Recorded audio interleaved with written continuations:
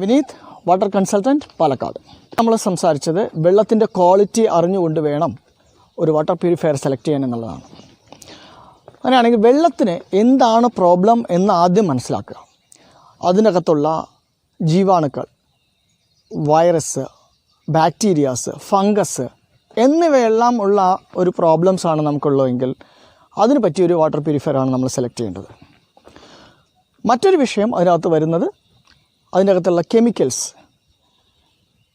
എക്സസീവായിട്ടുള്ള minerals, അനാവശ്യമായിട്ടുള്ള chemicals, നമുക്ക് ബോഡിക്ക് ഹാംഫുള്ളായി വരുന്ന അത്തരം മാലിന്യങ്ങളെയാണോ നീക്കേണ്ടത് എന്നുള്ളത് ആണ് വേറൊരു ചോദ്യം.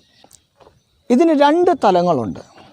ഒന്ന്, അനാവശ്യമായിട്ടുള്ള ഇത്തരത്തിലുള്ള ജീവാണുക്കളെ നീക്കം ചെയ്യുക, കൂടാതെ മിനറൽസിനെയും എക്സസീവായിട്ടുള്ള കെമിക്കൽസിനെയും റിമൂവ് ചെയ്തുകൊണ്ട് നമുക്ക് സേഫായിട്ടുള്ള ഒരു ലെവലിലേക്ക് വെള്ളം കൊണ്ടുവരിക.